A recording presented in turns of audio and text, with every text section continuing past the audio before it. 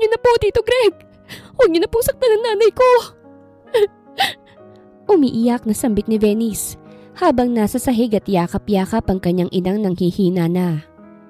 Gaga naman kasi ang nanay mo. Alam nang lasing ako tapos uuwi akong wala pang ulam. Sino bang hindi magagalit? Napakuyom siya ng kanyang kamao. Kagagaling niya lang sa trabaho tapos maaabutan niyang bugbog sarado na naman ang kanyang ina. Dahil sa stepfather niyang sugarol at lasinggero. Nay, gustong gusto ko na siyang ipakulong. Bulong niya habang naluluha na sa galit. Umiling ang kanyang ina. Huwag Venice. Malaki ang utang na loob ko sa kanya.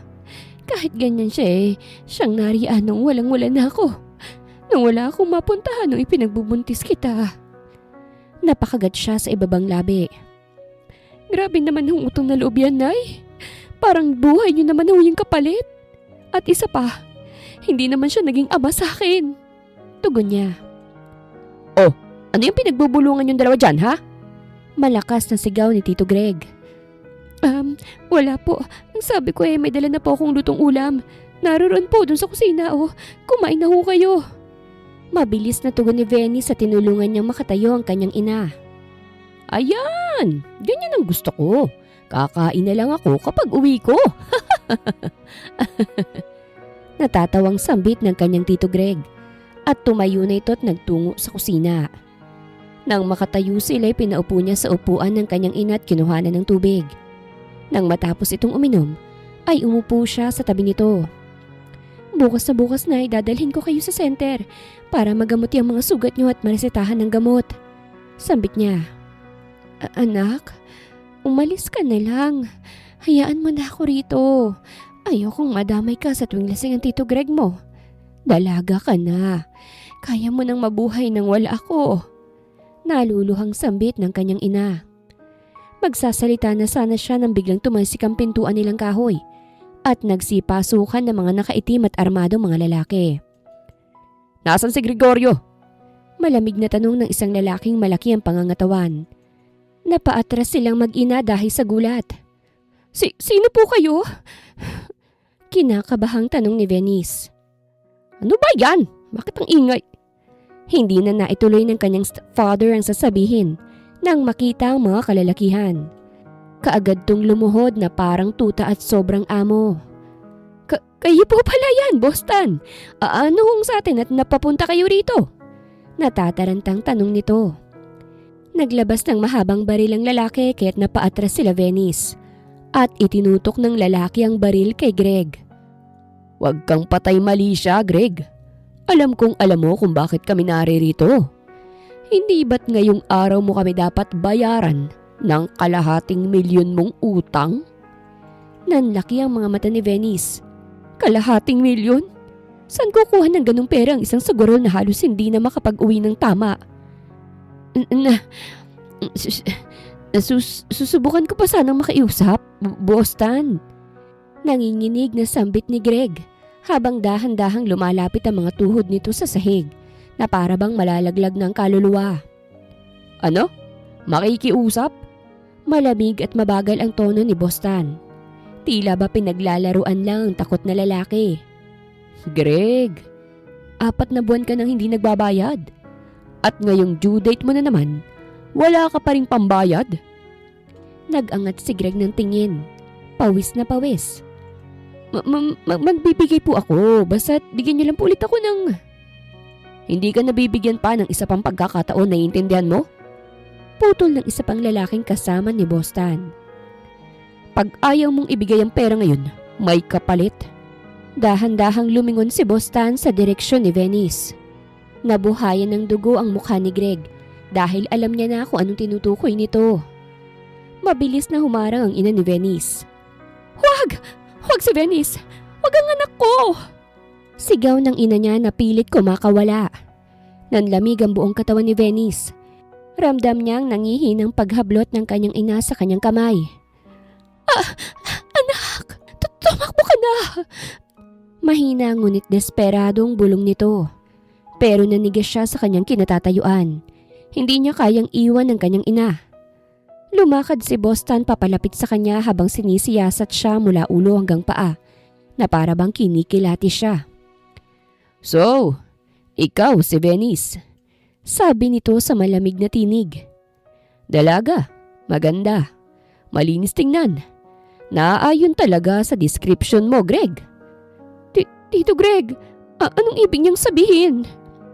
Hindi sumagot si Greg. Nakayuko lang ito at nanginginig na para bang alam na niyang kapalit. Para bang matagal na niyang pinag-isipan ang desisyong ito. Kung pwede lang ho sana ibang kabayaran na lang. Iyak habol ng ina ni Venice. "Huwag naman ho ang anak ko." "Bakit? Wala naman kayong maibibigay, hindi ba?" Madilim na tugon ni Boston. "Sa bahay aliwan ko, malaking halaga ng kagaya niyang sariwa. Kukunin ko siya bilang kabayaran." Hindi! Hindi! Kahit na anong..." Isang malakas na sampal ang tunog ng palad ni Tito Greg. Nang hampasin nito ang mukha ng nanay niya para patahimikin.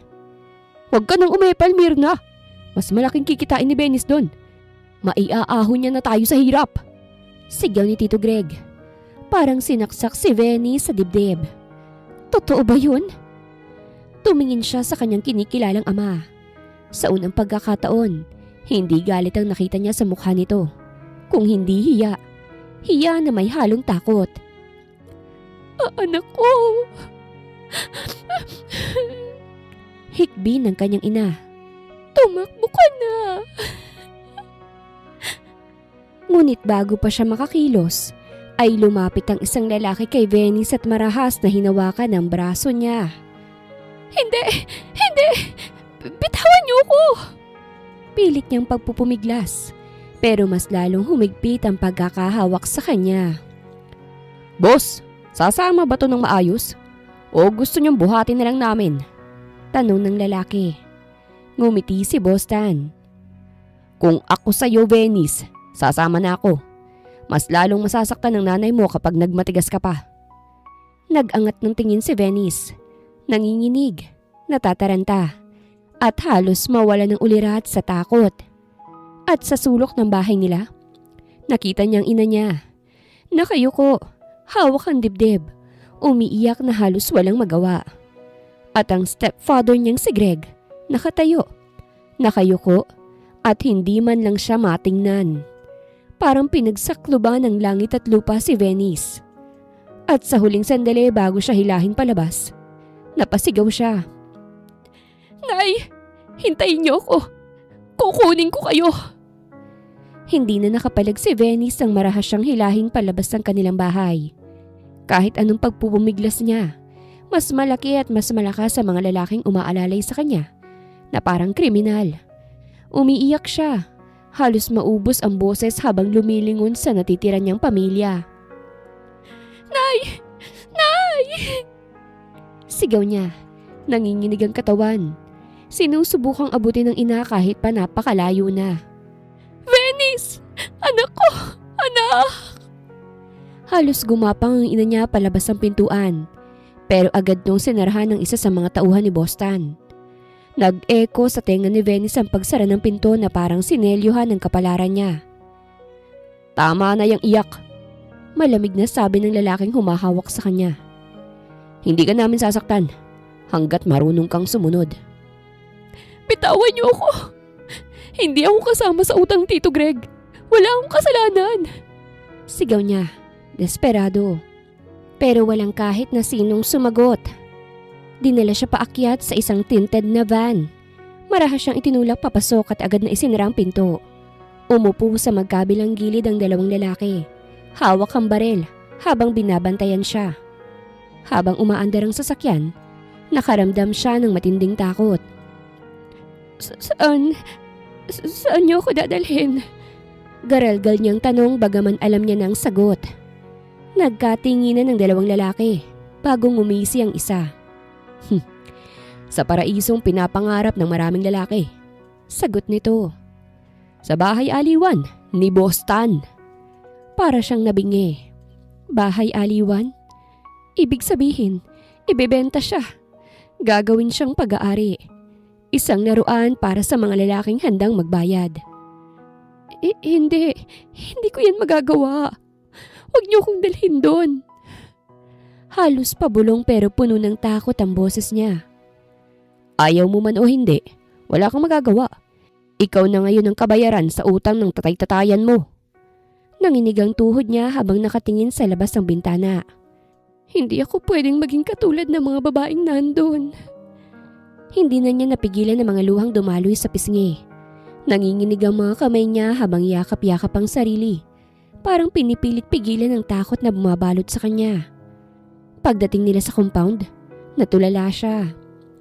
Isang malaking gusali. Maliwanag ang neon lights. May mamahaling sasakyang naglalabasan. At mga lalaking nakasuot ng mamahaling damit. May malaking sign sa taas. Shine Pearl Lounge. At sa ilalim nito, ang mga salitang tila nagmarka sa kaluluwa niya. Where fantasies are paid for. Binuksan ang pinto ng van at hinila siyang pababa. Ayos na, miss. Dito ka magsisimulang magbayad para sa utang ng pamilyang minamahal mo. Ani ng lalaking kasama nila. Naglakad sila papasok sa loob. Ang sahig ay marmol. Ang ilaw ay dim na may kulay pulat ginto. Amoy mamahaling pabangot alak. At sa dulo ng hallway, may babaeng nakagawn na pulang-pula. Nakangiti.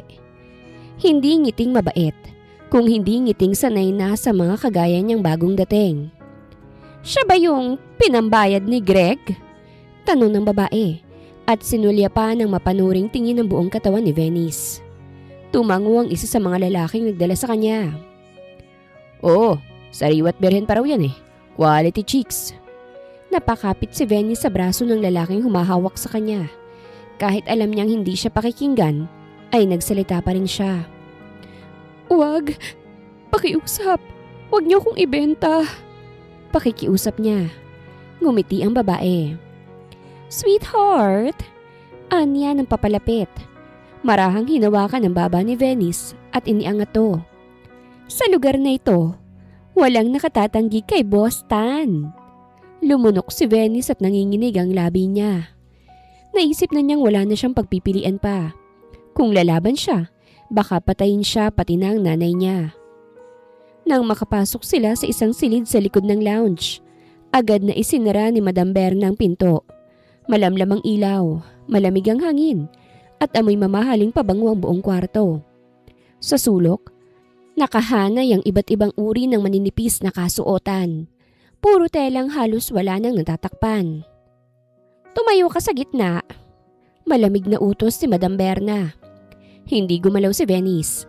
Sa halip ay nanginginig siya habang yakap-yakap ang sarili na parang iyon na lang ang proteksyon niya. Venice! Singhal ni Berna. Huwag mo kong pahirapan ha.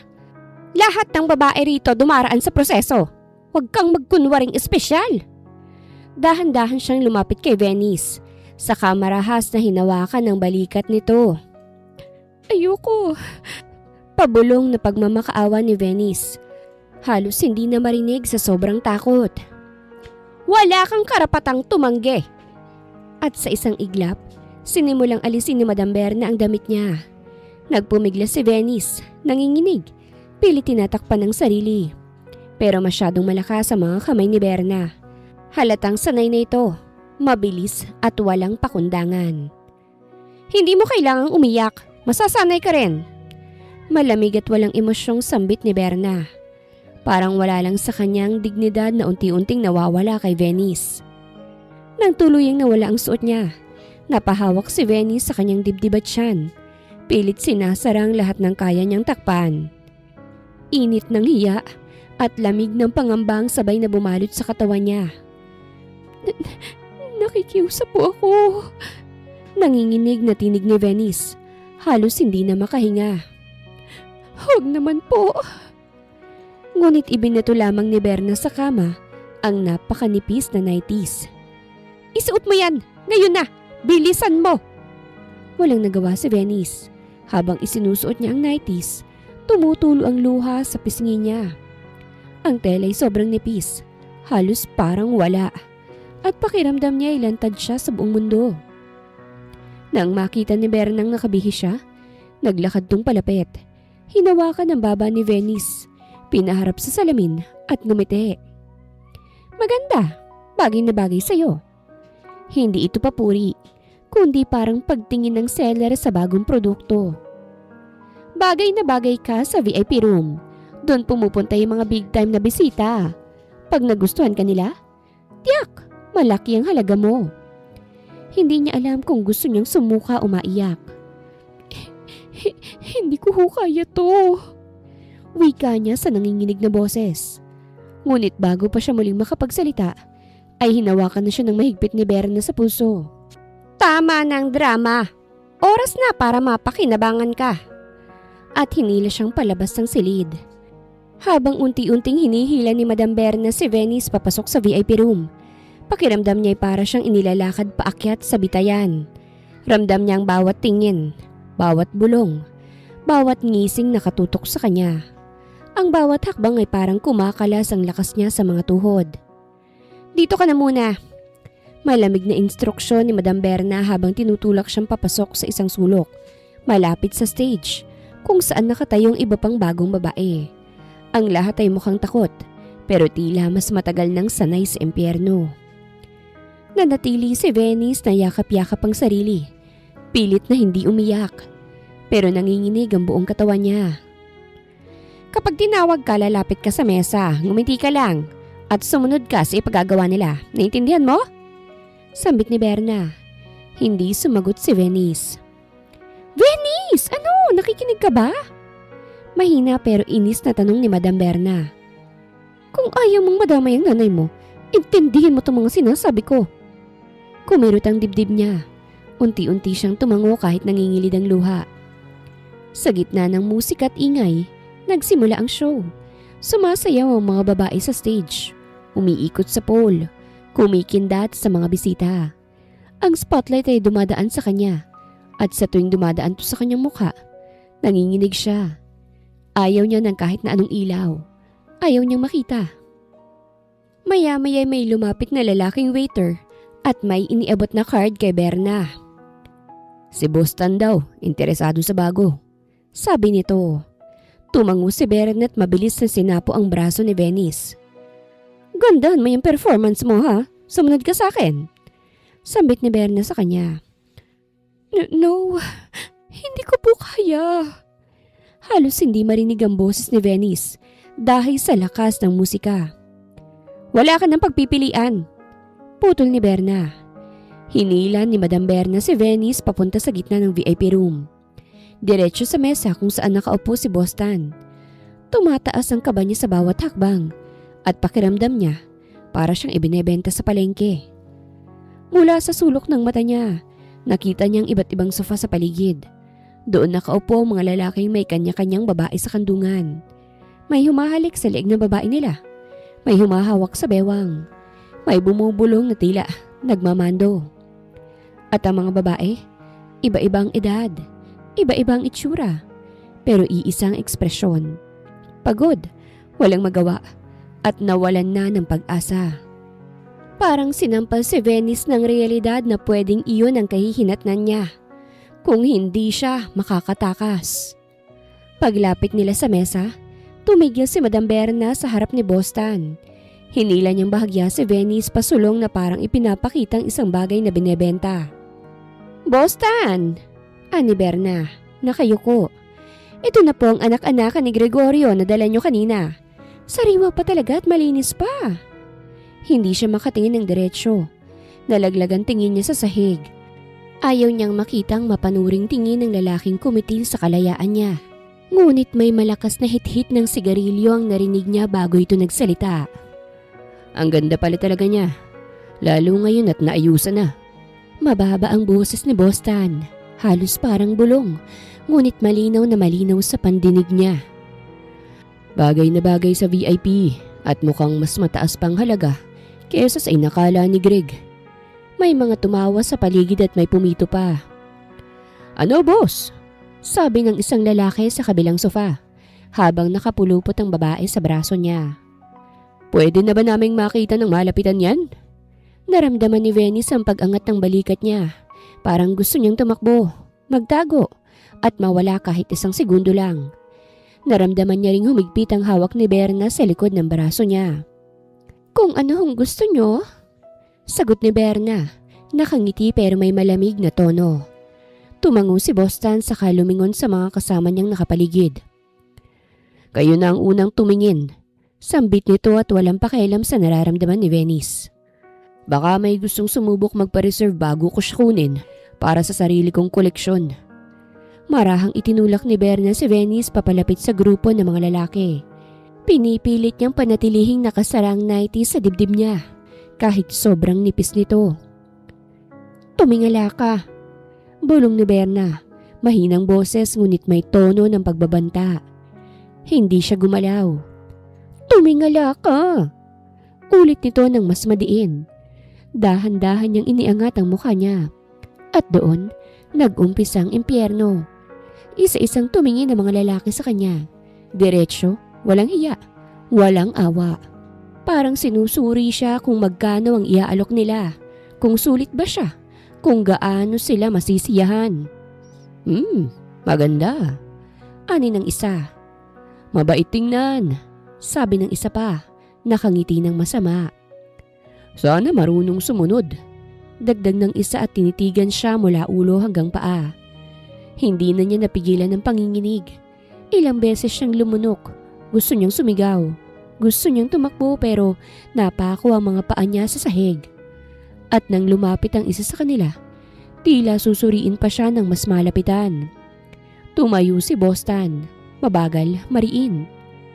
"Walang gagalaw sa kanya nang hindi ko sinasabi." Natahimik ang buong paligid. Biglang sumulpot mula sa likuran ni Boston ang isang lalaking matangkad, nakaitim na suit at halatang tauhan ng mataas na ranggo. May hawak itong maliit at makintab na card na kulay itim. "Boston," sambit nito at bahagyang yumuko. "Nandito po si Mr. Gallagher at ipinabibigay niya po itong black card. Gusto niya raw pong babaeng bagong dating." Dahan-dahang iniangat ni Rodolfo ang black card na may nakaukit na gintong simbolo. Nang makita yun ni Madam Berna, bahagya pang nanlaki ang mga mata niya. "Black card!" bulong ng isa sa mga babaeng nasa sofa. "Ibig sabihin, VIP sa lahat ng VIP." May mga lalaking napatahimik. Ang iba, ngumisi. Ang iba'y nagtaas ng kilay. Iisa lang ang kahulugan ng black card sa lugar na yon. Kapag nagpakita nito ang isang kliyente, wala nang pwedeng tumanggi. Kahit si Boston. Napatingin si Venice kay Rodolfo, pero agad niyang ibinilik ang tingin sa sahig. Para siyang tinutusok ng libu-libong mata. Hindi niya alam kung anong ibig sabihin nito para sa kanya. Masama ba? Mas mabuti ba o mas delikado? "Nasaan si Mr. Gallagher?" tanong ni Boston. "Naroon po, boss," sagot ni Rodolfo, saka bahagyang tumagilid upang bigyang daan ang direksyon. At doon, parang kusa namang gumalaw ang mga mata ni Venice. Sinundan niya ang turo ni Rodolfo. Dahan-dahan niyang iniangat ang tingin. At mula sa dulo ng VIP lounge, sa pinakamadilim, pinakamaluwang, at pinakapribadong bahagi, ay may isang lalaking nakaupo. Nakaitim na suit, matikas ang postura, at malamig ang titig na diretsyo sa kanya. Hindi tutulad ng mga maniakis na nakapaligid kanina. Hindi rin tutulad ni Boston na madilim at marahas ang tingin. Ito'y kalmado, tahimik, pero diretsyong nakatutok sa kanya na parang binabasa ang buong pagkatao niya. Napatigil si Venice sa paghinga. Siya ba? Siya ba si Mr. Gallagher? Napansin niyang sariling dibdib na mabilis. Mabigat ang paghinga niya.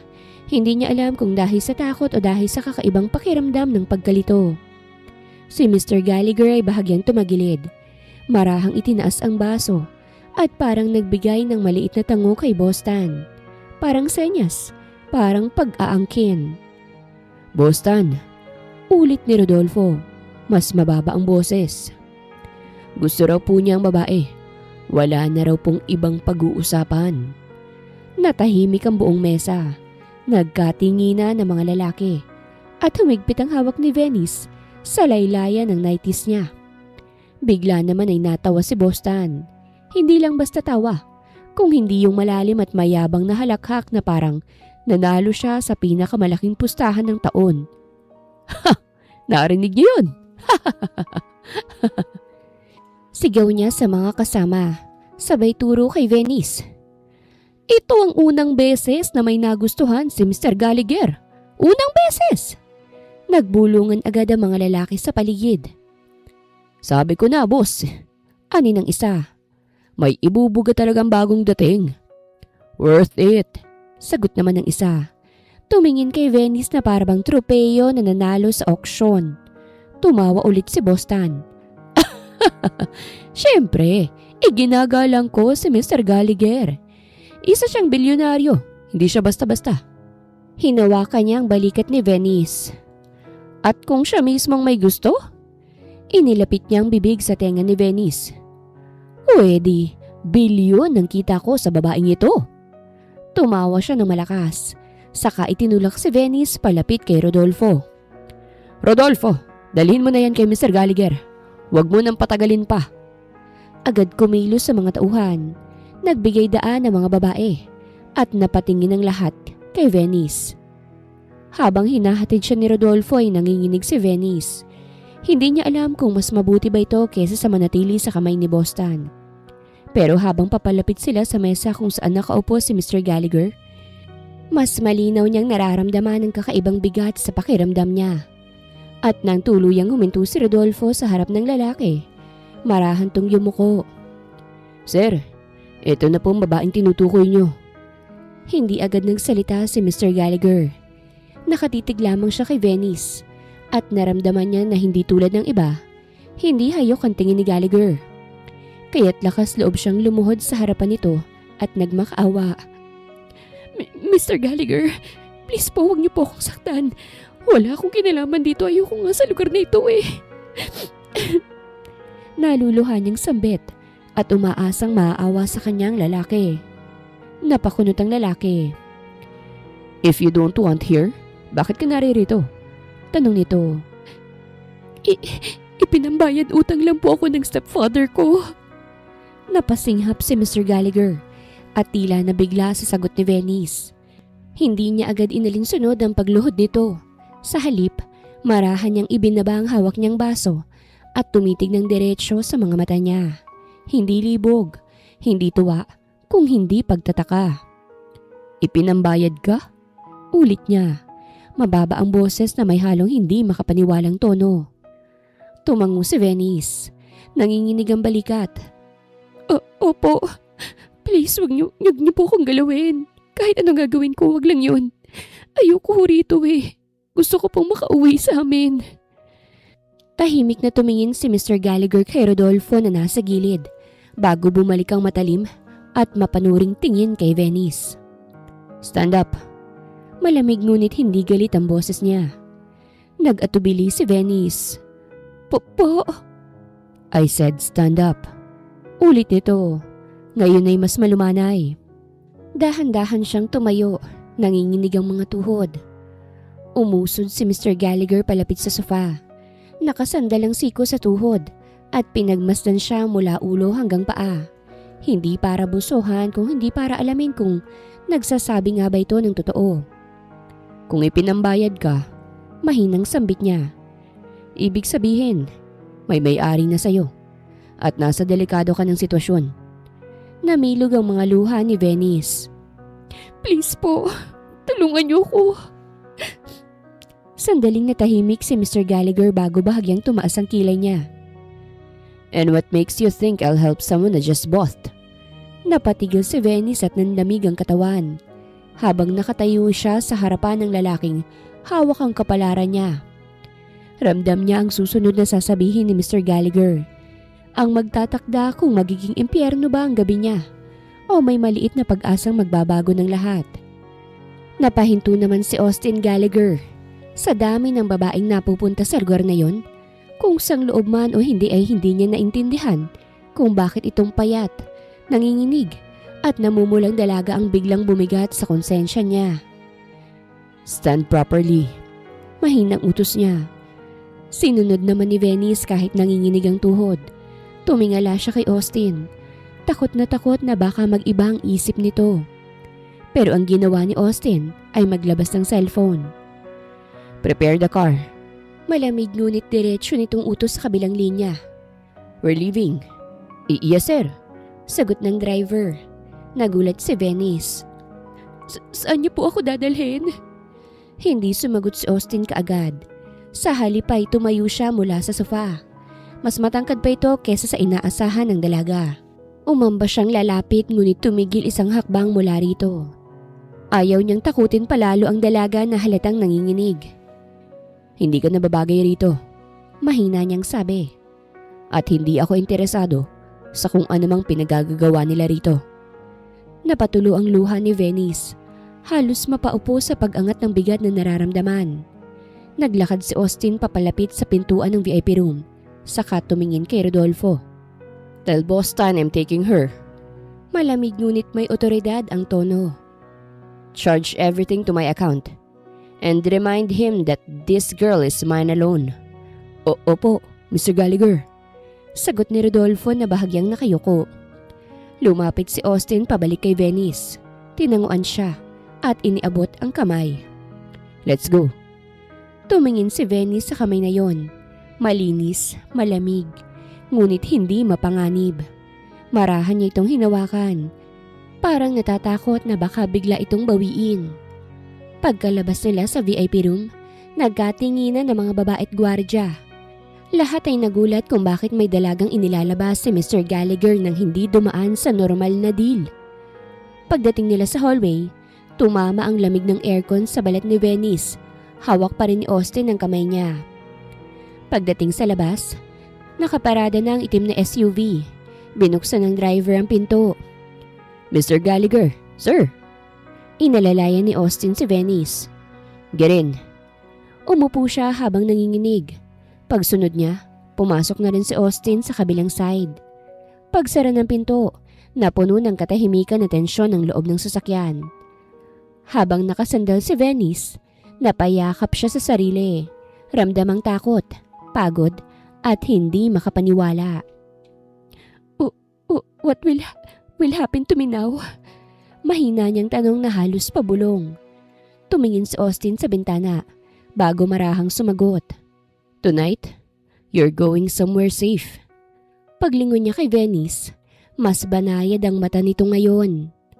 At sa mansyon ko, walang sino mang gagalaw sa'yo. I promise. Sa loob ng itim na SUV, nanatiling tahimik si Venice. Nanginginig pa rin ang mga kamay. Halos hindi niya alam kung anong susunod na mangyayari. Baka lang biglang magbago ang isip ni Austin. Ngunit naramdaman niya ang malalim na kapanatagan ng ibinigay nito sa kanyang black coat. Isuot mo to. Mahinang utos ni Austin.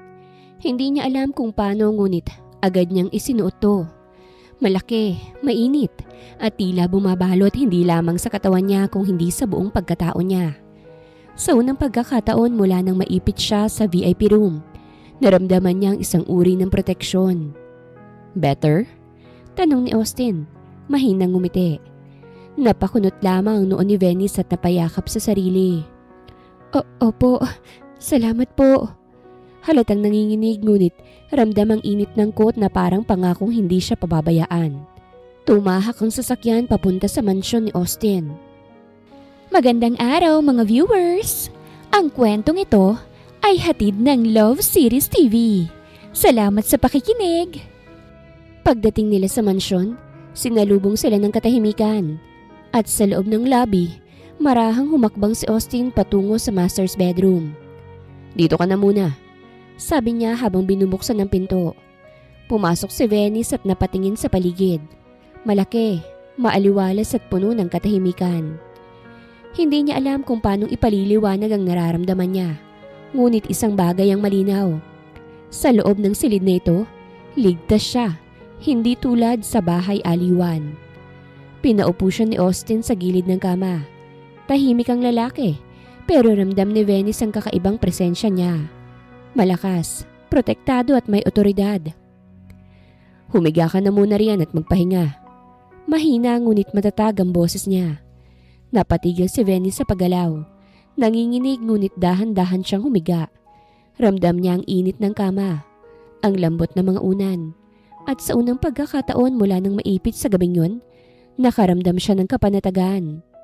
Si Austin naman ay tumalikod na't nagtungo sa shower room. Nang matapos mag-shower si Austin, tahimik siyang lumapit at dahan-dahang umupo sa gilid ng kama. Ramdam ni Venice ang bawat galaw niya at hindi niya maiwasang manginig. Ang puso niya ay tila gustong tumakas sa dibdib.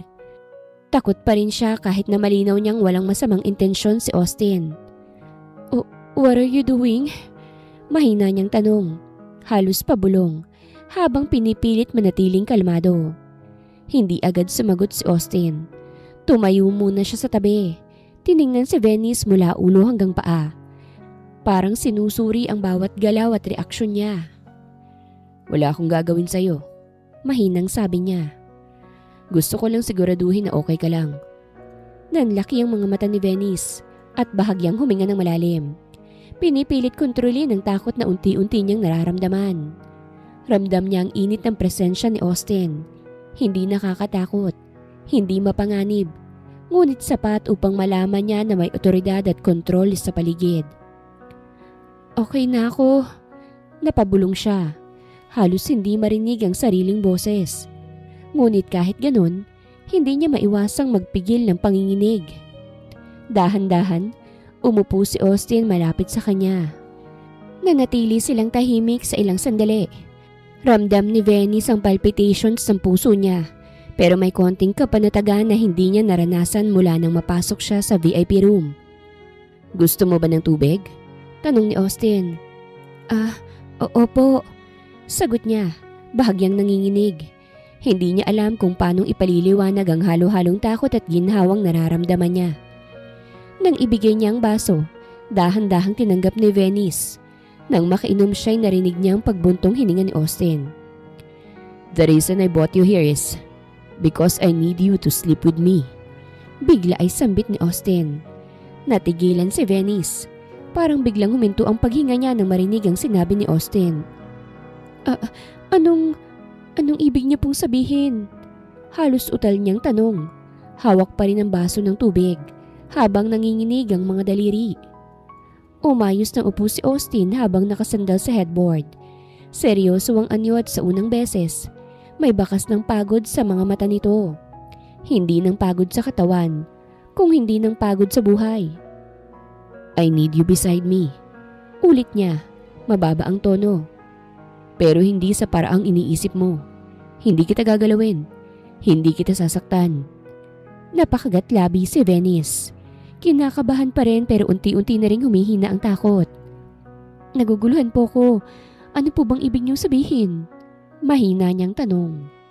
Huminga ng malalim si Austin bago sumagot. Venice, tomorrow the world expects to meet my wife. Tumigil siya sandali saka itinuloy. And the mother of my son. Napakunot ang noo ni Venice at hindi makapaniwala. Wife? Anak? Pero wala naman po kong alam sa pagiging isang ina. You don't need to know everything. Putol ni Austin, pero hindi marahas ang tono. You just need to stay beside me. At least for now. Napayuko si Venice. Hindi niya alam kung dapat ba siyang matakot, malito, o umasa na kahit papaano, ligtas siya rito. Bakit hindi na lang po yung tunay na asawa ninyo? Tanong niya nang hindi tumitingin. My girlfriend died while she's giving birth. No one knows her in my family. Malamig na wika ni Austin. And my son? Hindi niya alam na wala ng mami niya. I don't want to break his heart. He thinks she's out of the country for years. Napatingin si Venice sa kanya at sa unang pagkakataon, nakita niya ang malalim na sakit sa likod ng malamlam nitong mga mata. At bakit ako? Ulit niyang tanong. Tumingin si Austin ng diretsyo sa kanya. Because you're the first person I saw today na walang gusto sa pera ko. Yung hindi lumapit para magbigay ligaya. Yung nagmamakaawa, not to be touched.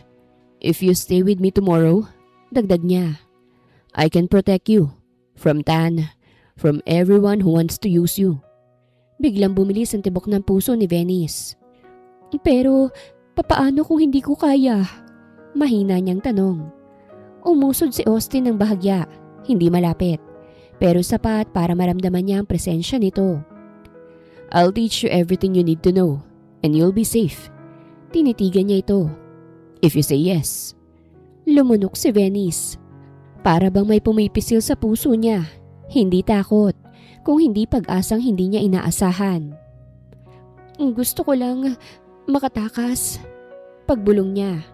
Tumango si Austin, mabagal. Then escape with me, starting tomorrow. At sa katahimikan ng gabi, doon niya na lamang nagbago ng kapalaran niya mula sa babaeng ipinambayad utang hanggang sa babaeng pinili ni Austin Gallagher upang maging asawa niya. Kinabukasan, nagising siya nang biglang may dumagan sa kanya. Napasinghap siya sa gulat nang makitang isang batang lalaki sa ibabaw niya. Mommy! Yay! Mommy, you're here! Masiglang sambit ng bata na sa kanyang tansya ay nasa 5 taong gulang. Nanlaki ang mga mata ni Venice. Hindi pa siya nakakabawi nang mapatingin siya sa tabi niya at doon niya nakita si Austin. Gising na rin. Nakangiti habang pinagmamasdan ng bata. I told you, Alec, Mommy will go home. Sabi ni Austin sabay marahang paghaplos sa buhok ng bata. Parang biglang nagdugtong-dugtong ang lahat sa isip ni Venice. Ngayon niya lubos na naiintindihan. Walang kinikilalang ina ang bata at siya si Venice ang magiging kapalit. Nanigas si Venice sa kinahihigaan niya habang yakap-yakap siya ng bata. Ramdam niya ang init at bigat ng munting katawan nito. Alec, mahinang sambit ni Venice.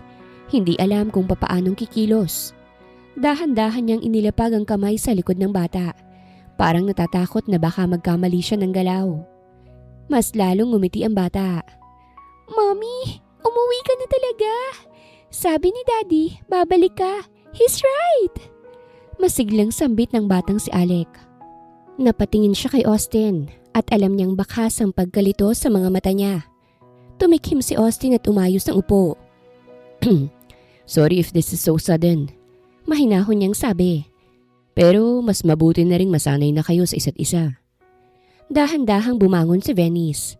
Maingat na inalalayan si Alec para hindi mahulog.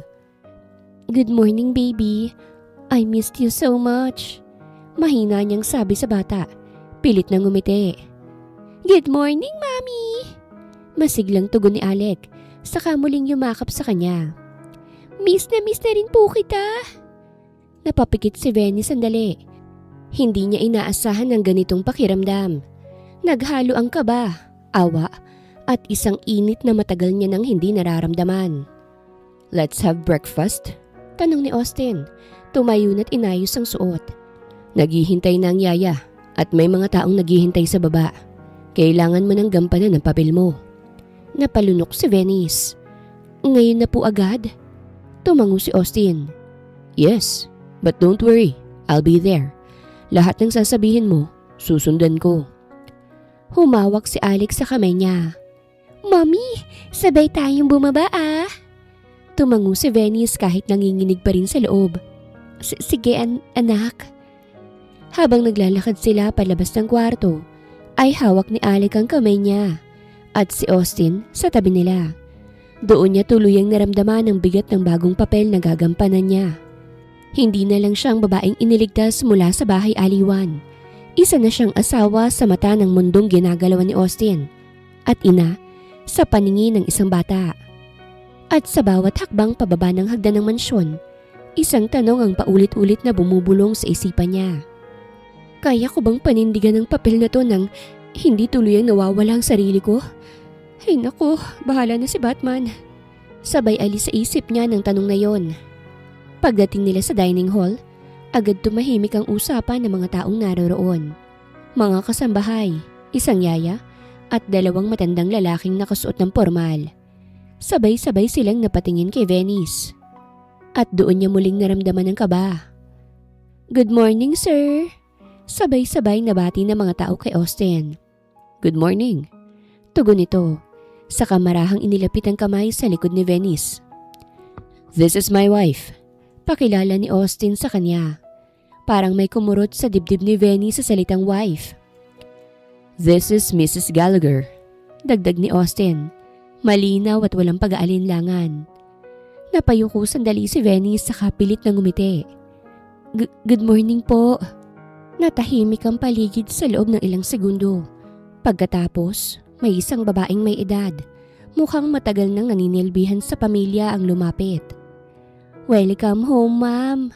Magalang nitong sambit. "Ako po si Nani Rosa. Ako ho ang nag-aalaga kay Alec." Napatingin si Venny sa bata. Nakahawak pa rin to sa kamay niya at nang mapansin ng tingin niya, ngumiti ito ng mas maliwanag. "Mami, gutom na ako," sabi ni Alec. Parang normal lang ang lahat. Nanikip ang dibdib ni Venice. Hindi niya alam kung papaanong maging ina. Pero alam niya kung paano alagaan ng isang batang nangangailangan ng lambing. Sige, kakain na tayo." Mahina niyang tugon. Umupo sila sa mahabang mesa. Sa gitna si Alec, sa kanan ay si Venice, sa kaliwa si Austin. Habang kumakain, ramdam ni Venny sa mga matang palihim na sumusulyap sa kanya na sinusukat, kinikilatis, hinahanapan ng mali. Ngunit sa bawat sandaling kinakabahan siya, ay may isang bagay na nagpapatatag sa kanya. Ang maliit na kamay ni Alec na paminsan-minsang humahawak sa kanya. "Mami," bulong ng bata. "Dito ka na lang po palagi ah." Napatigil siya.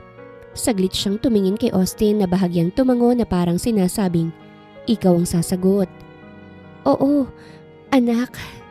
Mahina ngunit matapat na sagot ni Venice. "Dito na ako palagi sa tabi mo at hindi na ako aalis."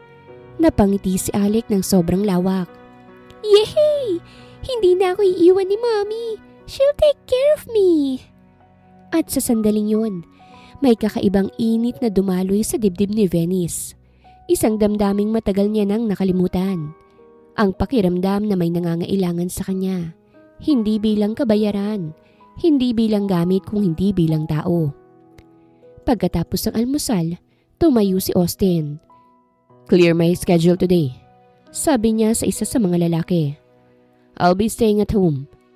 Nagulat ang lahat dahil alam ng mga ito na kahit ni minsan ay hindi nagpahinga si Austin mula sa trabaho sa kumpanya. Pagtingin ni Austin kay Venice ay bahagyang lumambot ang boses niya. "You'll need time to adjust." Tumango si Venice at pilit pinakakalmang sarili. Habang umaalis sa mga tao sa dining hall ay naiwan silang tatlo. "Siya nga pala, Venice. Later today ay may darating pa. Someone from my family." Nanlamig ang palad ni Venice. Ha? Pamilya niyo po? Sino?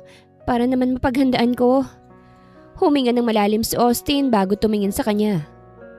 "Someone who doesn't believe you're my wife."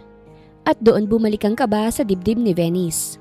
Napatigil siya at parang muling bumalik ang lamig sa kanyang katawan sa sinabi ni Austin. Hindi po ba sila maniniwala?" Mahina niyang tanong. Bakas na pilit tinatatagan ng boses. Umiling si Austin saka lumapit sa kanya. Hindi naman masyadong malapit pero sapat para maramdaman niya ang presensya nito. "They won't." Diretsyong sagot niya. "Because they've never seen you before. At dahil ayaw nilang may kontrol ako sa sarili kong buhay." Napayuko si Venice. "Kung ganoon, baka po mas mabuting umalis na lang ako."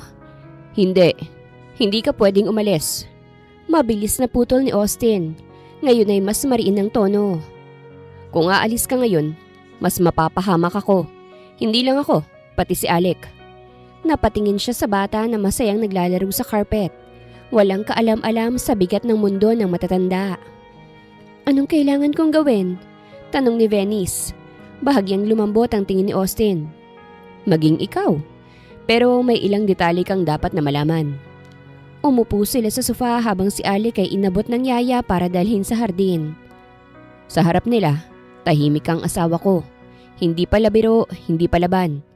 Kilala ka bilang babaeng pinili kong pakasalan sa ibang bansa at malayo sa mata ng media. Paliwanag ni Austin. "Media?" Napasinghap si Venice. "Yes," sagot ni Austin. "Once they confirm you're real, the press will follow."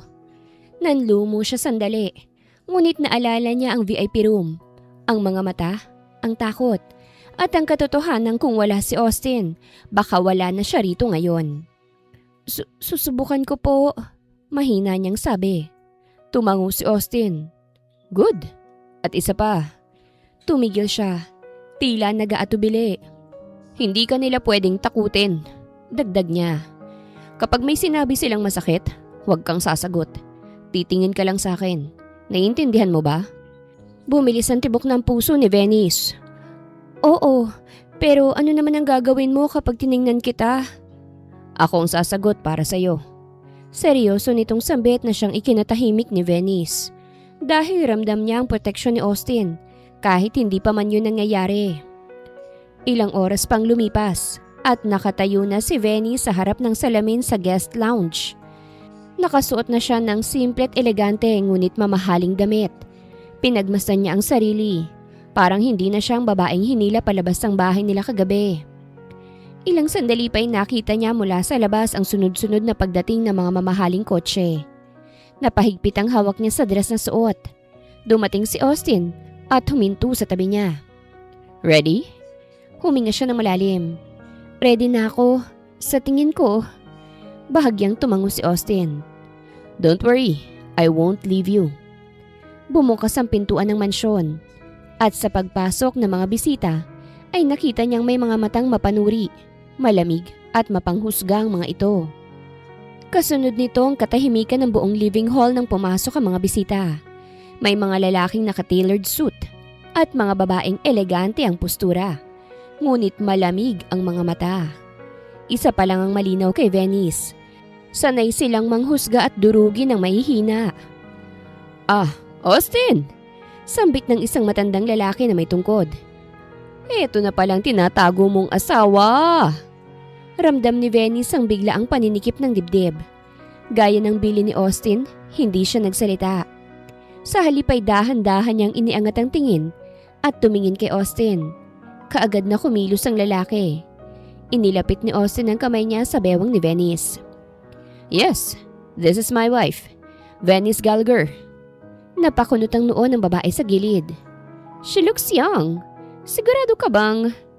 Hindi pa man natatapos ang pangungusap, ay humakbang si Austin pasulong.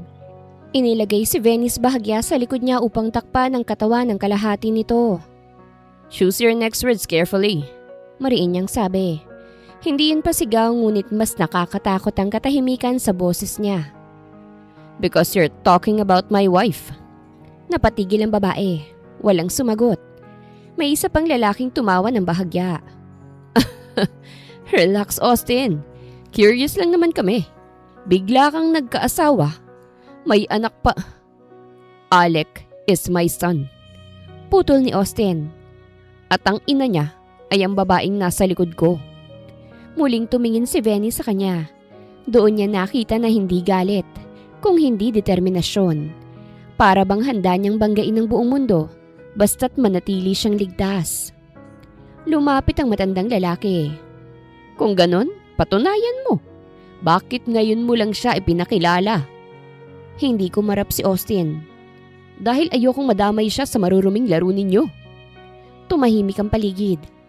Dahan-dahang hinawakan ni Austin ang kamay ni Venice at pinisilto. Isang simpleng kilos, ngunit sapat para patatagin siya.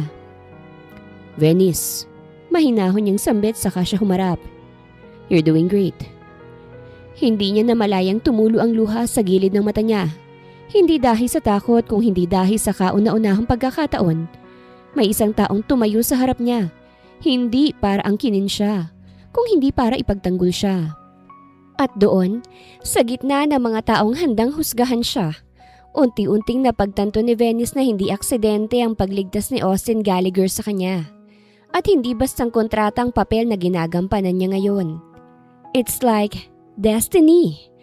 Dahil sa bawat matang bumabati ko sa kanya, naroroon si Austin na handa siyang salagi ng lahat. Ngunit hindi pa rin nabasag ang tensyon sa loob ng living hall. Mas ramdam ngayon ni Venice na may pader na sa pagitan niya at ng mga matang humuhusga at si Austin ang pader na yon. Isang babaeng elegante ang umupo sa sofa at taas noong nagmasid kay Venice. Kung asawa ka nga ni Austin, malamig nitong tanong. Bakit parang wala kang kaalam-alam sa mundo namin? Bago pa man makaramdam ng hiya si Venice, muli na namang humakbang si Austin. Because I didn't marry her to entertain you. Diretso niyang sagot. I married her to build a family. Napasingha pang ilan. Ang iba, nagkatinginan. This is enough. Dagdag ni Austin at tumingala sa lahat. If you're here to question my decisions, you can leave. If you're here to respect my wife and my son, you're welcome to stay. Isang katahimikan ang bumalot sa silid. Ang uri ng katahimikan na nagpapatunay kung sinong may tunay na kapangyarihan. Unti-unting tumango ang matandang lalaki. You've changed, Austin. Yes, sagot niya. For the better. Dahan-dahang umupo si Austin sa sofa at hinila si Venice para umupo sa tabi niya. Hindi niya binibitawan ang kamay nito. Sa halip, hinayaan niyang makita ng lahat kung gaano niya itong pinapahalagahan. Maya-maya'y pumasok si Alex sa silid, hawak ang kamay ng yaya. Nang makitang ama, mabilis tong tumakbo palapit. Daddy! Sigaw ng bata. Agad na binuhat ni Austin si Alex at pinaupo sa kandungan ni Venice. Go to mommy. Nagulat si Venice ngunit kaagad niyang sinalong bata. Walang ate, walang pag-aalinlangan na parabang natural na sa kanya ang kilos na iyon. See? Sabi ni Austin sa mga bisita. This is my family. Walang nangahas na magsalita. At habang yakap niya si Alec at hawak ni Austin ang kamay niya, napangiti siya. Dahil pakiramdam niya totoo silang tunay na pamilya. Makalipas ang ilang araw matapos ang tensyonadong pagpapakilala, isang umagay nadat na ni Venice si Austin sa terrace. May hawak na kape at tila malalim ang iniisip. We're leaving. Bigla nitong sabi. Napatingin siya rito. Ha? Saan tayo pupunta? A vacation. Dagdag ni Austin at humarap sa kanya. You need space and relaxation after everything that happened. And we need to get closer. Parang biglang bumilis ang tibok ng puso ni Venice dahil sa sinabing yun ni Austin. Iba ang tama nun sa kanya. Para bang pick-up line. Hindi na siya nagtanong pa. Sa dami ng nangyari, pakiramdam niya ay kailangan talaga nilang huminga. Malayo sa mga matang mapanuri at sa papel na pilit nilang ginagampanan. Sa tahimik at private beach resort sila nagtungo. Sa unang araw ay tahimik lang sila ni Austin. Parang nagkakailangan pa. Si Alec ang nagsilbing tulay nila para magkausap sila. Tumatakbo to sa buhangin habang hinihila ang kamay nila. At pilit silang pinaglalaro. Mommy! Daddy! Let's go! Masiglang sigaw ng bata. Nagkatinginan sila Venice at Austin. Ilang saglit na katahimikan bago sila sabay nang ngumiti. Habang pinanonood ni Venice si Austin na tinuturuan si Alec magpalipad ng saranggola, unti-unti niyang nakita ang ibang bahagi ng lalaki. Hindi ang malamig na bilyonaryo, kung hindi ang amang marunong tumawa, magpakumbaba, at tila malaya. Hindi ka talaga sanay sa ganito, no? Biro niya minsang sambit. Napangiti si Austin. Hindi talaga. This is the first time na makasama ko sa bakasyon ng anak ko. Bakit naman? Tanong niya. Nagkibit balika to. Busy sa kumpanya. But now, gusto ko ng ganitong pakiramdam. Tumingin si Austin sa langit. Because it feels so real. And I like being with you na para bang isa tayong tunay na pamilya. Lihim na napangiti si Venice at nakaramdam na naman siya ng kung anong siklot sa kanyang dibdib. Isang gabi, naupo sila sa tabing dagat habang tulog na si Alex sa loob ng cottage. Salamat biglang sabi ni Venice. Para saan? Sa pagliligtas sa akin ng walang kapalit at pagtulong para maipakulong ang stepfather ko at maipagamot din si mama. Salamat sa lahat, sambit ni Venice. Matagal na hindi nagsalita si Austin. Pagkatapos ay marahan siyang tumugon. Bukal sa loob ko na tulungan kita dahil tinutulungan mo rin ako ngayon. Ang mama mo naman, deserve niyang makalaya sa ganong klaseng lalaki. Hindi dapat siya nagtitiis sa lalaking puro pasakit lang ang dala. Alam mo, tama ka Austin. Si mama lang talaga yung makulit Ang dahilan niya, dahil sa utang na loob niya kay Tito George. Utang na loob? I guess, bayad na kayo ron. Dahil maraming beses na siyang nakaranas ng pananakit. Kaya nga maraming salamat talaga Nakangiting sambit ni Venice. At sa isip niya, sana hindi rin siya masaktan kay Austin. Dahil na mga oras na yun, mas nakikilala niya ang kabutihan ni Austin. At inamin na niya sa kanyang sarili na unti-unti na siyang nahuhulog dito. Habang naglalakad silang pauwi, biglang huminto si Austin. "Venice," tawag niya. "Oh, hindi kita pipilitin," seryoso niyang sabi.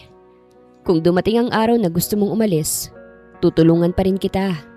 Ngumiti siya, isang ngiting may halong lungkot at pasasalamat. "Sa ngayon, gusto kong manatili sa tabi niyo ni Alec," pag-amin niya. "That's good to hear," nakangiting sambit ni Austin.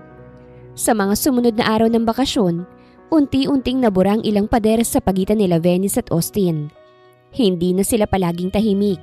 May mga umagang sabay silang nagkakape habang pinanonood ang alon ng dagat. May mga hapong nagtatawanan dahil sa buhangin na pumasok sa tsinelas ni Alec. At may mga gabing simple lang na magkatabi sa sofa, nanonood habang mahimbing ang tulog ng bata. Isang hapon, nadatnan ni Venice si Austin sa kusina ng cottage at pilit nagluluto. "Wait, Austin!" Napakanot-noo siya. "Kayo pong nagluto niyan?" Tumango si Austin at bahagyang nakaramdam ng hiya. "Don't expect too much," natawa si Venice. "First time ko kayong narinig na may babala ah." Napangiti si Austin. "First time ko ring may pinaglulutuan eh." Kapwa silang napangiti at nagkatitigan. Naputo lang pagkakatitig nila sa isa't isa nang biglang dumating si Alec. "I'm hungry, Mommy!" Sambit nito. "Oh, come on, let's eat na. Daddy cooked for us." Masigla at proud na sambit ni Venice. Masaya silang kumain at enjoy nila ang pagkain niluto ni Austin. Habang kumakain, hindi maiwasan ni Venice na isipin si Alec. Kung dumating ang araw na malaman itong totoo, tiyak na masasaktan to. At masasaktan din siya dahil napamahal na siya sa bata. Pero hanggat hindi pa yun nangyayari, ay susulitin na niya ang pagiging ina rito. Ipararamdam niya ang pagmamahal sa bata. Isang gabi umuulan. Walang kuryente sa resort kaya't kandila lang ang ilaw. Si Alec naman, mahimbing na natutulog sa kwarto. Habang sila'y magkatapat at nakaupo sa sala, "Venice, takot ka pa rin ba sa akin?" Bigla ay tanong ni Austin. Nagulat siya ngunit umiling. "Hindi na po. Pero minsan, natatakot pa rin ako sa sitwasyon." Tumango si Austin. "Fair. Pero ikaw ba?" Tanong niya. "Hindi ba kayo natatakot na may babaeng biglang pumasok sa buhay niyo?" Ngumiti si Austin, bahagya. "I was afraid of being alone. Mas natatakot ako noon kesa ngayon." Nagtagpo ang mga mata nila. Pagbalik nila mula sa bakasyon, unti-unting bumalik sila sa realidad sa mansyon. Ang trabaho ni Austin at ang papel na muli nilang kailangang gampanan sa mata ng iba. Ngunit may nagbago na. Hindi na iyon ang parehong Venice na puno ng takot. At hindi na rin ang parehong Austin na sanay mag-isa't masungit. Isang umaga, habang inaayos ni Venice ang almusal ni Alec, napansin niyang matagal nang nakatayo si Austin sa pintuan at tahimik na nakamasid. "May problema ba?" Tanong niya. Umiling si Austin. "Wala, naninibago lang ako." "Sa ano naman?" "Sa pakiramdam na may naghihintay at nag-aasikaso sa amin ni Alec tuwing umaga."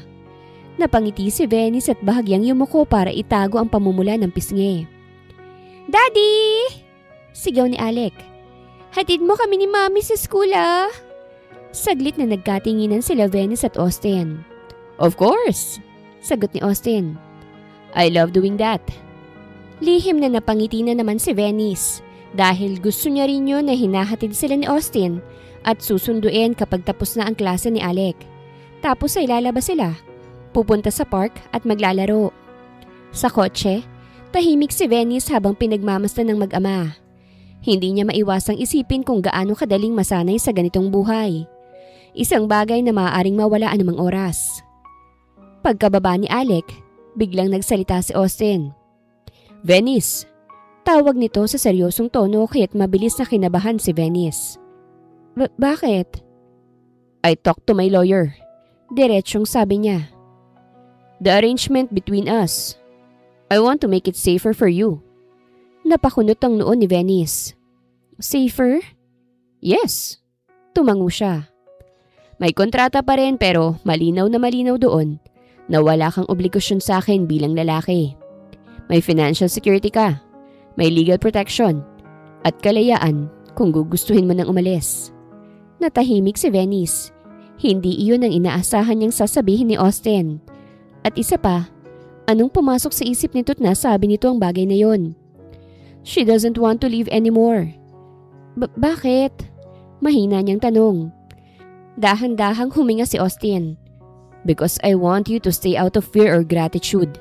If you stay, I want it because you choose to. Parang may kumirot sa dibdib niya.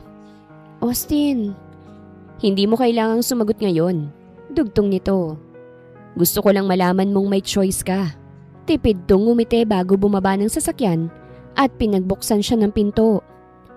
Nang gabing yon, mag-isa si Venice sa kwarto. Nakatanaw siya sa bintana. Iniisip ang mga salitang sinabi ni Austin. May choice ka. Paulit-ulit yun sa isip niya. Isang bagay na matagal nang ipinagkait sa kanya ng mundo noong kapiling niya pa ang Tito George niya. Maya-maya, may marahang kumatok mula sa pinto. Venice? Boses yun ni Austin. May kailangan si Alec. Hinahanap ka niya eh. Ngumiti siya at tumayo agad. Sa paglabas niya ng kwarto, nakita niya si Alec na yakap ang unan. Halatang inaantok na. Mami, pwede po bang dito ako matulog sa tabi niyo ni Daddy? Mahinang tanong ng bata. Napatingin siya kay Austin na tila humihingi ng pahintulot. Tumango ito. If that's okay with you. Lumapit si Venice at hinaplos ang buhok ni Alec. Siyempre naman, okay na okay sa akin. Nakangiting sambit niya. Habang pinapatulog niya ang bata, naramdaman niyang may humahaplos sa puso niya. Isang damdaming hindi na maitatanggi. Napalapit na ang loob niya kay Alec. She treats him like her own child now. Samantala, sa pintuan, tahimik na nakatayo si Austin. Pinagmamasdan ng eksenang matagal niyang pinapangarap, ngunit hindi niya kailanman inaasahang magiging totoo. Hindi pa niya alam kung hanggang kailan mananatili si Venice sa tabi niya. Ngunit sa bawat araw na lumilipas, mas nagiging malinaw sa kanya na ayaw na niyang mawala pa si Venice. And he thinks he fell in love with her. Magdamag halos hindi nakatulog si Venice. Paulit-ulit na bumabalik sa isip niya ang mga kilos ni Austin. Ang paraan ng pagprotekta nito sa kanya, ang paggalang, ang pagbibigay ng kalayaan kahit maaari naman siyang ikulong sa utang na loob. Kung siya lang ang masusunod, gusto niyang makulong na lang sa kasunduan nila. Bakit kaya hindi na lang ako umamin? Tutal, 2026 na. Hindi na uso ang lalaking palaging umaamin. Lalo't baka pagsisihan ko pa sa huli. Ani sa isip ni Venice. Kinabukasan, medyo tinanghali ng gising si Venice. Nadatnan niya si Austin sa hardin na abala sa pagtuturo kay Alec magbisikleta. Tawa ng tawa ang bata habang hawak ng amang likod ng bisikleta. Daddy! Don't let go! Sigaw ni Alec. I won't! Sagot ni Austin na puno ng pangako at saya ang tinig. Napahinto si Venice. Sa eksenang yon, biglang luminaw ang lahat sa kanya. Hindi na lang siya nagpapanggap. Hindi na lang siya nananatili dahil sa utang na loob o takot. May nararamdaman na siya at gusto niya ang pakiramdam na yon. Nang makaalis si Alec kasama ang yaya, naglakas loob si Venice na lumapit. Austin, tawag niya. Huminto ang lalaki at humarap sa kanya. Oh, gising ka na pala.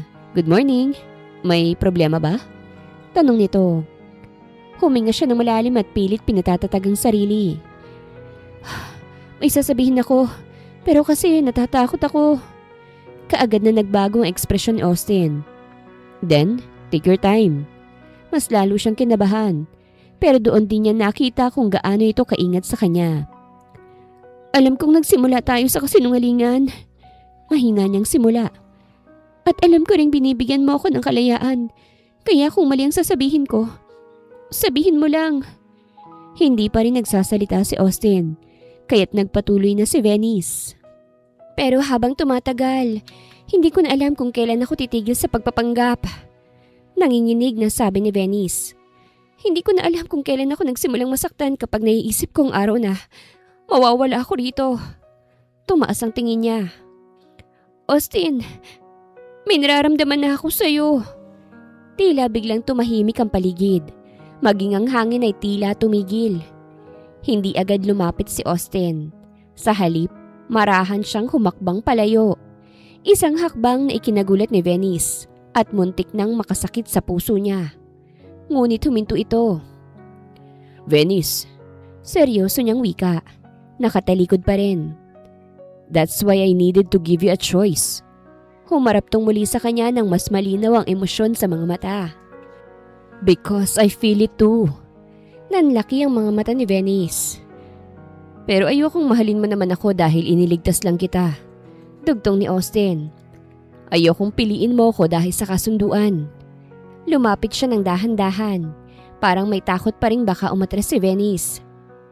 Gusto kong piliin mo ko kahit wala na akong maibigay. Tumulo ang luha sa mga mata ni Venice na ngayon ay hindi dahil sa sakit, kung hindi dahil sa ginhawa. Pinipili kita. Mahina ngunit buong tapang niyang sabi. Hindi dahil sa utang na loob, hindi dahil sa takot, kundi dahil ikaw yan, kundi mahal kita. Kapwa nilang niyakap ang isa't isa at ramdam ni Venice na tila nabunutan siya ng tinik sa dibdib. At ngayon ay nakaramdam siya ng kapayapaan sa bisig ni Austin. Mahal din kita, Venice, sambit ni Austin sabay halik sa kanyang noo. Ngunit akala ni Venice, sa wakas ay payapa na ang lahat. Kasalukuyang masaya ang buong mansyon nang dumating ang mismong kaarawan ni Alec. Puno ng lobo ang hardin. May clown, may mga batang kaklase nito, at nandun ang ilang miyembro ng pamilya ni Austin. Mga taong ngayon pa lang niya tunay nakakaharapin bilang asawa sa mata nila. Hawak ni Venice ang kamay ni Alec habang hinihipan nito ang kandila. Make a wish! Masiglang sabi ng lahat. Pumikit si Alec. I wish Mommy and Daddy will always stay with me. Parang may kumurot sa dibdib ni Venice. Napatingin siya kay Austin na bahagyang ngumiti. Ngunit may bakas ng kaba sa mga mata. Bigla ay isang malakas na kalabog ang umalingaw-ngaw mula sa gate. Venice! Isang pamilyar at kinatatakutang boses ang sumigaw. Nagkaroon ng ingay at kalituhan ng buong venue. Namutla si Venice nang makita ang lalaking nagwawala sa labas. Gusgusin, galit na galit, at pulang-pula ang mga mata. Si Tito George. Nakakulong ka na dapat! Pasigaw na sabi ni Venice habang nanginginig. Nakalaya na ako! Sigaw nito habang pinipigilan ng mga guard. At ngayon, babawiin ko ang buhay na ninakaw mo sa akin. Nagkagulo ang mga bisita. Napalapit si Austin kay Venice at inilagay si Alex sa likod niya. Lahat ng narito lalo na ikaw, Austin Gallagher! Sigaw ni George habang tumatawa na parang isang baliw. Alam mo ba kung sino talaga yung asawa mo? Tumahimik ang lahat. Isa siyang bayad utang! Sigaw niya. Ipinamigay ko na siya sa bahay aliwan eh. Hindi yan ang asawa mo, nagpapanggap lang yan. Parang binuhusan ng malamig na tubig ang buong hardin. Narinig ni Venice sa mga bulong-bulungan. Ang paghinga ng mga tao.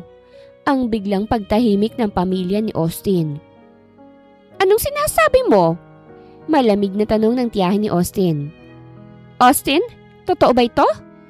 Napatingin ang lahat kay Austin. Bumuka ang bibig ni Venice, nanginginig. Austin, ako nang magpapaliwanag. Ngunit bago pa siya makapagsalita, humakbang si Austin pasulong. Enough! Malakas, malinaw, at walang bahid ng pag-aalinlangan na sigaw ni Austin. Lahat ng sinabi mo magagamit sa'yo. Ikaw mismong naglagay sa sarili mong hukay, George. You just admitted your sin. Wala kang karapatang magsalita rito. Hindi mo sinasagot ang tanong. Sagot ng ama ni Austin. Nagpapanggap ba siya o hindi? Huminga ng malalim si Austin. Oo. Diretsyong sagot niya. Nag-umpisa kaming nagpapanggap bilang mag-asawa at ina ng anak ko. Napasinghap ang mga tao. Pero kung akala nyo nakasinungalingan ang lahat ng naririto, ang pagiging ina niya kay Alec, ang pagmamahal niya sa anak ko, at ang pagpili namin sa isa't isa, nagkakamali kayo. Lumingon siya kay Venice at inabot ang kamay nito. Hindi siya nagpatinag sa mga nanlilisik na mata ng kanyang pamilya. Pinili ko siya, mariin niyang sabi. At pinili niya ako. Kahit binigyan ko siya ng kalayaan na umalis, kami pa rin ni Alec ang pinili niya. Lumapit ang ina ni Austin. Venice? Totoo bang lahat ng yon? Nanginginig ang boses nitong tanong. Lumunok si Venice saka humakbang pasulong kahit nanginginig ang tuhod. Opo, tapat niyang sagot. Nagpanggap po ako noon kapalit ng pagliligtas sa akin ni Austin. Pero minahal ko po si Alec ng totoo. At minahal ko po ang anak ninyo nang walang halong kasinungalingan. Bigla ay narinig nila ang iyak ni Alec. Hawak ang braso ni Venice. Mommy!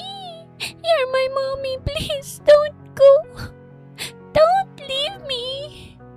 Napayuko si Venice sa kabinuhat ang bata't niyakap ito. Hindi kita iiwan anak. Naluluha na rin niyang sambit. Nagpatuloy ang kaguluhan sa venue.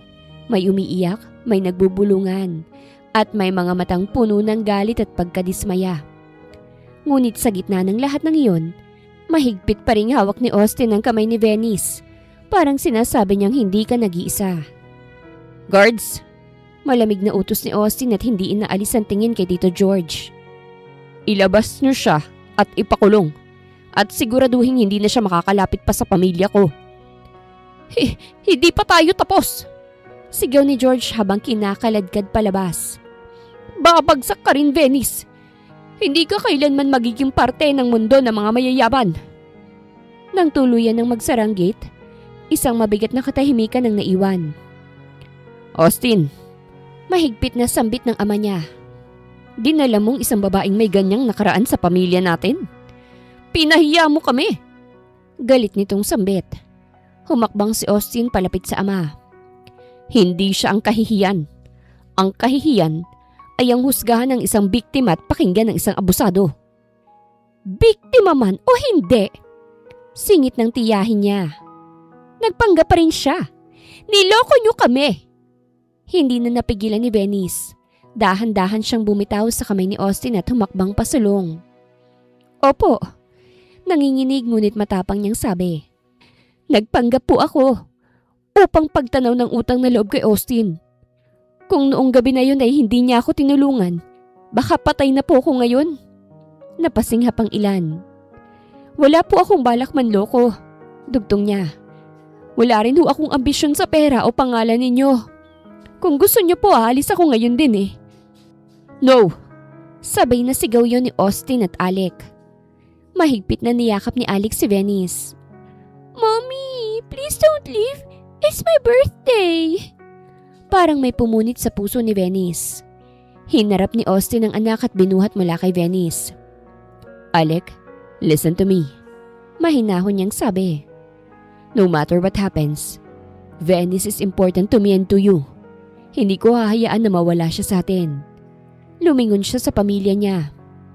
At kung may problema kayo ron, problema niyo na yun. Hindi namin. Tumulo ang luha sa mga mata ng ina ni Austin. Lumapit to kay Venice habang nanginginig ang mga kamay. Lahat ba ng sinabi mo? Totoo? Mahinang tanong nito. Tumango si Venice. Opo, lahat po yun totoo. Matagal na pinagmasdan ng ginang si Venice. Ang mga mata, ang mga luha, ang batang mahigpit na nakakapit sa kanya. Sa wakas ay huminga to ng malalim at niyakap si Venice. Kung mahal ka ng anak ko at ng apo ko. Umiiyak na sabi nito. Sino ba naman ako para itaboy ka? Nabigla ang lahat, ngunit kaagad na humakbang pasulong ang ama ni Austin. Kung pipiliin mo siya, mariing sabi. Handa ka bang talikuran ng posisyon mo sa kumpanya? Ang suporta ng pamilya? Hindi nag-atubili si Austin. Yes, diretsong sagot niya. If that's the price of protecting my family, then I'll pay it. Handa akong iwan ng kumpanya, Dad. Nanlaki ang mata ni Venice. Austin, huwag namang... Hinawakan niya ang pisngi nito. I promised you, I won't let anyone hurt you again. Kahit kapalit ang lahat. Hindi lubos maisip ni Venice na maaaring gumuho ang mundo ni Austin dahil sa pagmamahal nito sa kanya. If that's your decision, I'm happy to be your wife. In sickness or in health, in richer or in poorer. Mahal na mahal ko kayo ni Alec. Naluluhat na kangiting sambit ni Venice bago nagyakapan ng tatlo. Humarap naman si Austin sa kanyang ama. Dad, I respect you and your decision. Please let us go. Pakiusap ni Austin. If that's what you want, but take care of my grandson. Kung hindi niyo siya iingatan, kukunin ko siya sa inyo. Mahinahon nitong sambit. Nakangiting tumango si Austin at masaya nilang nilisan ang mansyon. Ilang buwan nang lumipas. Hindi naging madali ang lahat matapos ang kaarawan ni Alec. Umalis si Austin sa posisyon niya sa kumpanya ng pamilya at nagsimulang muli. Hindi bilang tagapagmana, kung hindi bilang owner ng sariling negosyo. May mga pintuang nagsara ngunit mas marami ang dahan-dahang nagbukas dahil sa respeto sa prinsipyong pinili niya. At sa lahat ng yon, hindi siya nag-iisa. Si Venice ang naging lakas niya. Si Alec naman ay mas lalong naging masaya. Hindi na niya kailangang magtanong kung sino ang totoong ina niya. Dahil ramdam niya ito sa bawat yakap, sa bawat gabing pinapatulog siya, at sa bawat umagang sabay-sabay silang kumakain. Isang hapon sa kanilang hardin, ay biglang lumuhod si Austin sa harap ni Venice. Hindi ko na kailangan ng kasinungalingan para tawagin kang asawa. Mahina niyang sabi. At ayokong piliin mo ko dahil may utang na loob ka. Gusto kong piliin mo ko, araw-araw bilang asawa mo sa batas at sa harap ng Diyos. Venice, will you be my wife? Tumulo ang luha ni Venice. Ngumiti siya at tumango. Yes, matagal na kitang pinili, Austin. Sagot niya. Hindi dahil sa mundo mo, kung hindi dahil sa kabutihan ng puso mo. Mabilis namang tumakbo si Alec dala ang singsing at isinuot ni Austin ang singsing sa daliri ni Venice. Yay! Happy family! I'm so grateful for having a happy family. I love you, Mom and Dad. Nakangiting sambit ng batang si Alec at niyakap siya ni Venice at Austin, saka hinalikan sa magkabilang pisngi. Sa huli, habang magkayakap silang tatlo sa harap ng sunset, naisip ni Venice na hindi lahat ng kasinungalingan ay nagtatapos sa kapahamakan. Minsan, ang isang maling simula ay humahantong sa pinakamagandang wakas. Ngayon sila'y isang pamilyang pinili ang isa't isa at isang pag-ibig na ipinaglaban hanggang sa dulo. Wakas!